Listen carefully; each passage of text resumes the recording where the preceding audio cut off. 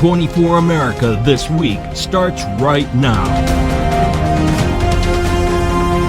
Truck ഡ്രൈവർമാരുടെ visa താൽക്കാലികമായി നിർത്തിവെച്ച US State Department. This illegal, some guy comes from India illegally. He ends up in California, of course, and gets a commercial driver's license. Now, first of all, he wasn't eligible for a commercial driver's license. Second of all, he doesn't speak or understand English. ക്യാൻസറിനോട് മല്ലിട്ട് ഒടുവിൽ ജനപ്രിയ ന്യായാധിപൻ വിടവാങ്ങി.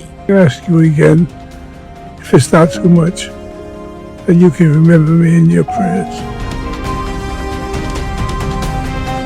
US visa ലഭിച്ചവർ ഇനി state ഡിപ്പാർട്ട്മെന്റിന്റെ നിരീക്ഷണത്തിൽ. കാലാവധി കഴിഞ്ഞവരെ deport ചെയ്യുമെന്ന് റിപ്പോർട്ടുകൾ. From pursuing taking any criminal action against you.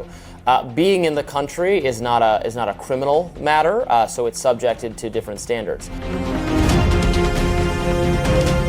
വിലക്കയറ്റം പ്രതിരോധിച്ച് Walmart.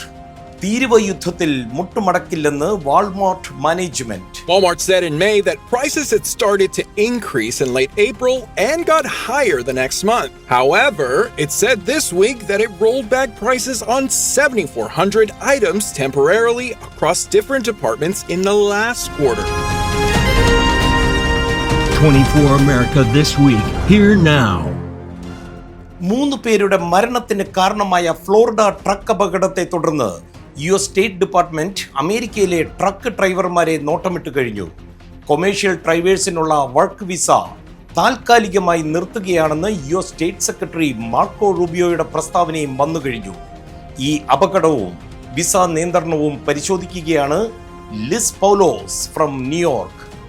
Secretary of State Marco Rubio on Thursday said effective immediately he would pause the issuance of workers' visa for commercial drivers after an illegal immigrant truck driver allegedly caused a crash that killed 3 people in Florida. In a post on X, Rubio cited public safety for the move. The increasing number of foreign drivers operating large tractor-trailer trucks on US roads is endangering American lives and undercutting the livelihoods of American truckers, he wrote. This illegal, some guy comes from India illegally. He ends up in California, of course, and gets a commercial driver's license. Now, first of all, he wasn't eligible for a commercial driver's license. Second of all, he doesn't speak or understand English. Concerns about foreign workers driving commercial trucks began after Harjinder Singh, 28, who entered the US illegally, was driving a commercial truck with a trailer on the Florida Turnpike in Fort Pierce when he allegedly attempted a U-turn in an unauthorized area.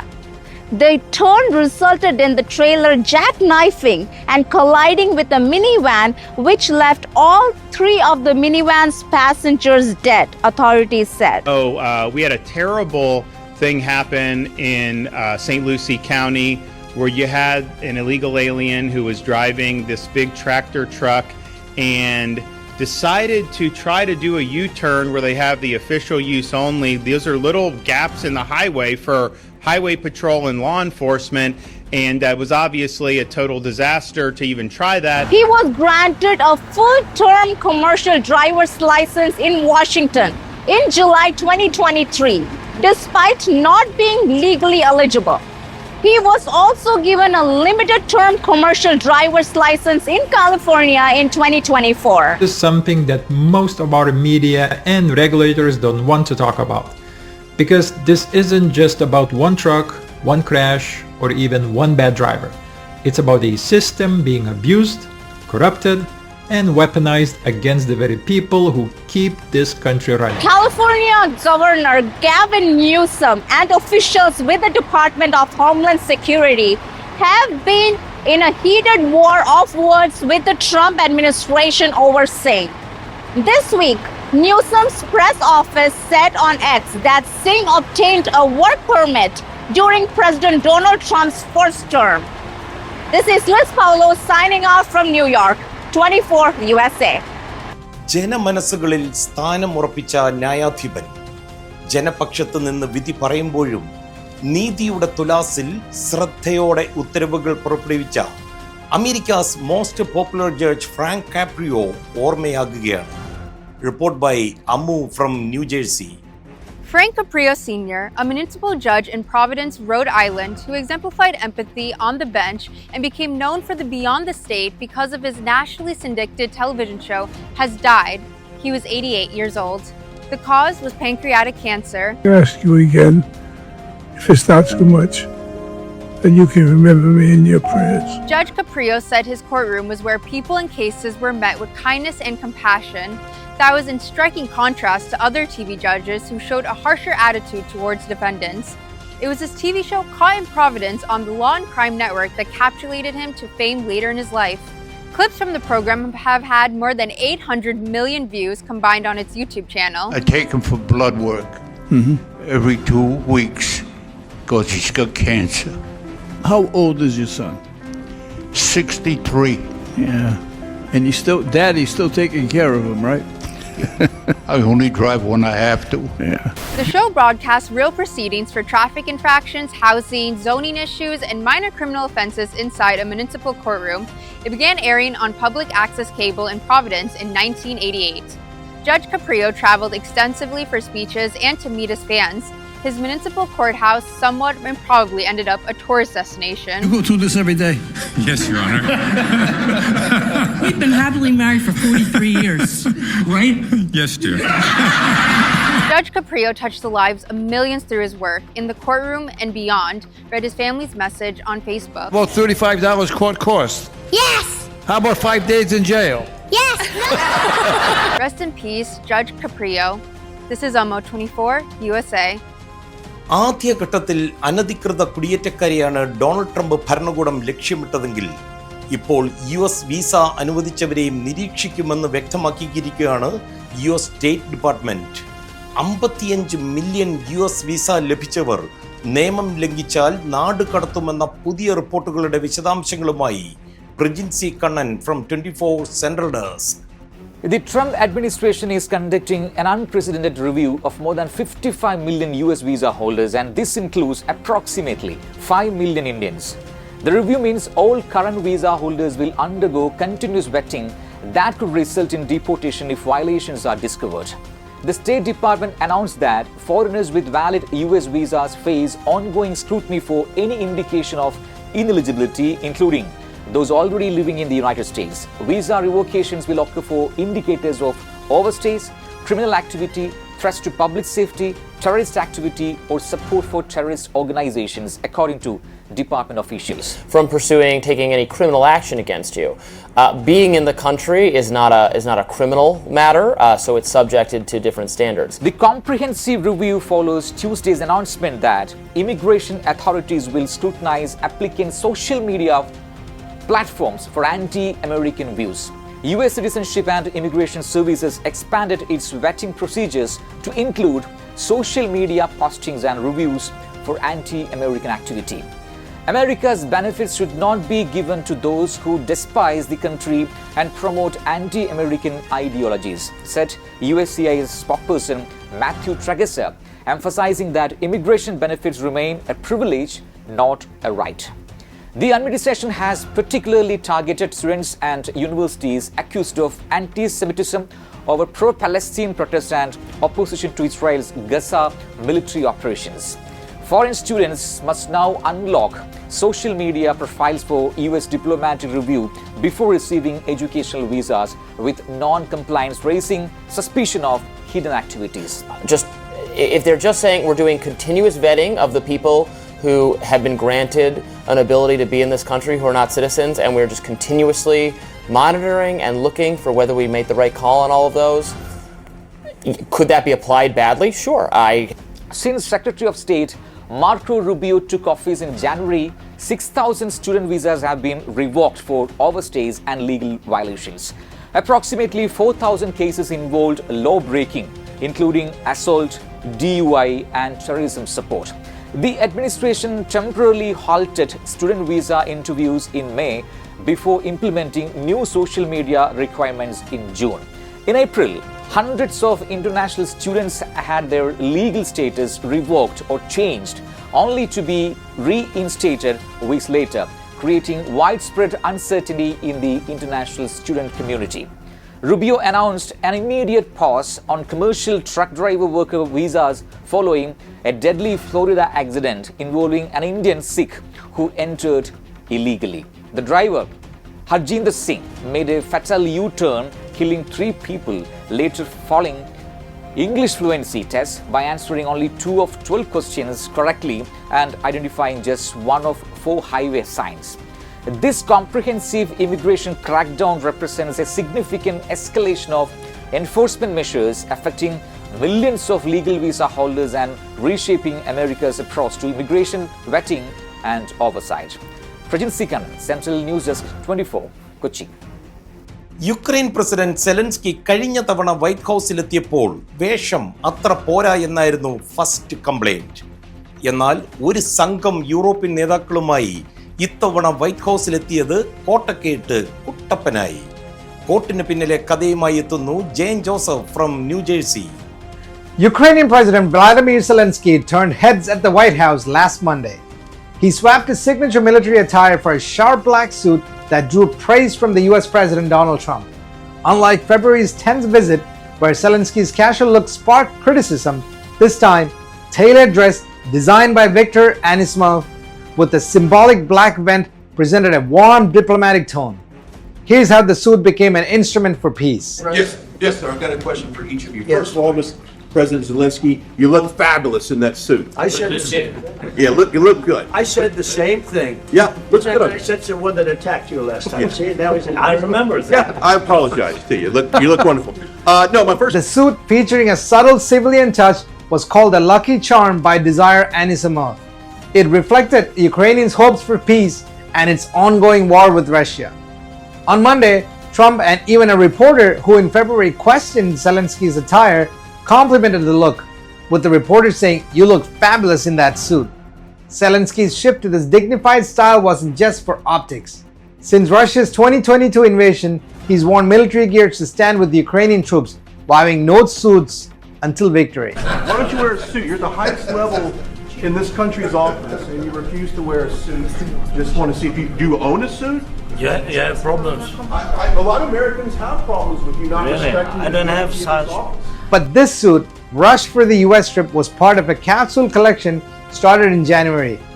Anisimov, who styled Zelensky's comedy troupe Kvartal 95 in the 2000s, blended military and civilian elements.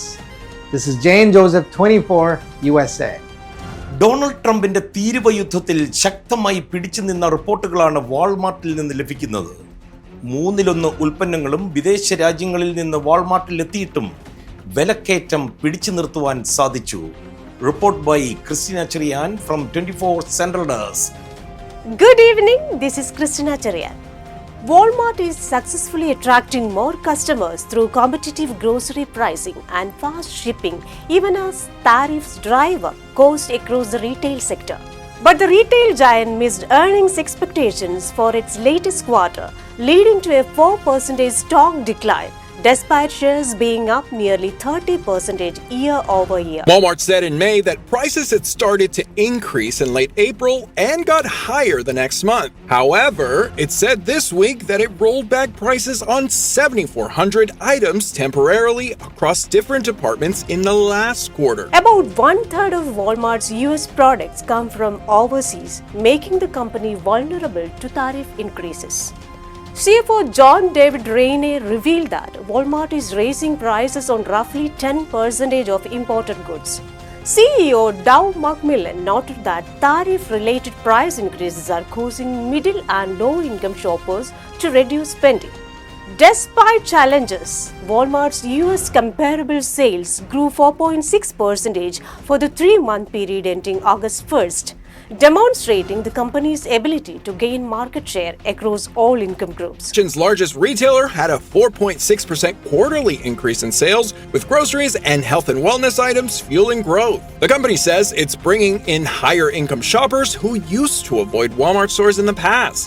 Changes like fast deliveries, grocery discounts, and trendier clothes have helped the retailer, while competitor Target has been struggling with declining sales. The tariff situation has created political tension, with President Trump criticizing Walmart's price increases and suggesting the company and China should eat the tariffs. Thank you and have a great time. American അന്താരാഷ്ട്ര വികസന ഏജൻസിയായ USAID Indian തെരഞ്ഞെടുപ്പുകളിലെ polling ശതമാനം വർദ്ധിപ്പിക്കുവാൻ പണം ചെലവാക്കി എന്ന് ഈ ഫെബ്രുവരിയിൽ president Trump നടത്തിയ പ്രസ്താവന എത്രത്തോളം ശരിയായിരുന്നു? ന്യൂഡൽഹിയിലെ അമേരിക്കൻ എംബസി അതിന് മറുപടി നൽകിയിരിക്കുകയാണ്. വിശദാംശങ്ങളുമായി Devika Ponnappan from 24 central desk.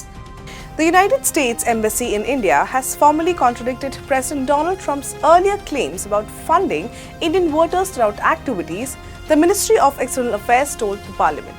In a written reply to Rajya Sabha Minister of State of External Affairs Kriti Vardhan Singh said the US Embassy in New Delhi has categorically stated that USAID India did not receive or provide funding of $21 million for voter turnout in India from fiscal years 2014 to 2024, nor has it implemented any voter turnout related activities in India. The controversy began in February 2025 when the US Department of Government Efficiency publicly posted about cancelling $486 million in global USAID funding, specifically citing an allegedly $21 million earmark for increasing voter turnout in India. Trump himself used this as an example of US aid misuse. Participatory political process in Moldova. And $21 million going to my friend, Prime Minister Modi in India, for voter turnout. We're giving $21 million for voter turnout in India. What about us? I want voter turnout too, Governor. $29 million to strengthen the political landscape in Bangladesh. Went to a firm that nobody ever heard of. Following these claims, India's External Affairs Ministry immediately sought urgent clarification from the US Embassy regarding all USAID funded projects over the past decade.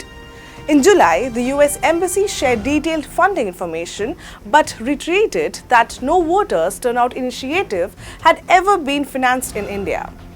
Official parliamentary figures shows USAID funding between 2022 and 2024 supported Tibetan communities, education for marginalized children, air pollution mitigations, renewable energy projects, and HIV/AIDS intervention, but nothing related to elections. The MEA confirmed that USAID operations in India have been completely shut down.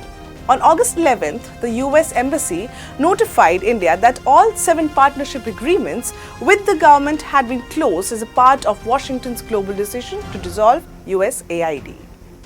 American മലയാളികളുടെ കേന്ദ്ര സംഘടനയായ ഫോമയുടെ vice president Shalu Punnoose നേതൃത്വം നൽകിയ രാസലഹരിക്കെതിരെ യുവജന കൂട്ടയോട്ടം ചങ്ങനാശ്ശേരിയിൽ നടന്നു.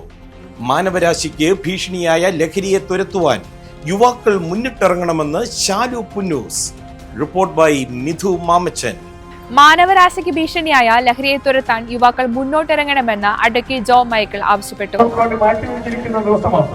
കേരളത്തിലെ കർഷകരെ എല്ലാം ചേർത്ത് വയ്ക്കുന്ന ഈ ദിവസത്തിൽ ചിങ്ങമാസത്തിന് എല്ലാവിധമായിട്ടുള്ള പൊട്ടോളത്തിന് എല്ലാവിധമായിട്ടുള്ള അനുമോദനങ്ങളും ആശംസകളും. സംസ്ഥാന സർക്കാർ നടത്തുന്ന ലഹരി വിരുദ്ധ പോരാട്ടങ്ങളിൽ യുവാക്കളുടെ പങ്കാളിത്തം വിപുലമാക്കണമെന്നും അദ്ദേഹം പറഞ്ഞു. അമേരിക്കൻ മലയാളി സംഘടനയായ ഫോമയുടെയും ചങ്ങനാശ്ശേരി യുവജനവേദിയുടെയും സംയുക്താഭിമുഖ്യത്തിൽ അന്താരാഷ്ട്ര യുവജന വാരാചരണത്തോടനുബന്ധിച്ച് ഫോമ വൈസ് പ്രസിഡന്റ് ഷാലു പുന്നൂസ് നേതൃത്വം നൽകിയ രാസലഹരിക്കെതിരെ യുവജന കൂട്ടയോട്ടം ഉദ്ഘാടനം ചെയ്ത് സംസാരിക്കുകയായിരുന്നു അദ്ദേഹം. ചങ്ങനാശ്ശേരി യുവജനവേദി പ്രസിഡന്റ് MA സജാദ് അധ്യക്ഷത വഹിച്ചു. യുവജന വാരാചരണം ഇവിടെ പുരോഗമിക്കുകയാണ്. നമുക്കെല്ലാം അറിയാം ഈ സമൂഹത്തിൽ എത്രമാത്രം രാസലഹരിയുടെ സാധ്യത കൊച്ചുകുട്ടികൾ പോലും. സിനിമാ താരം Krishnaprasad, Changanassery sub inspector Tinu RP എന്നിവർ ലഹരി വിരുദ്ധ സന്ദേശം നൽകി.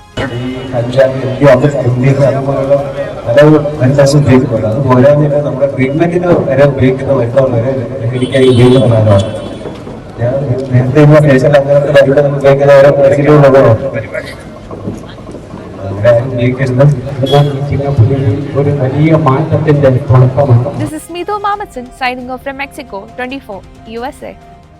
ഇനി അമേരിക്കൻ വിശേഷങ്ങളുടെ അമേരിക്ക ജംഗ്ഷൻ.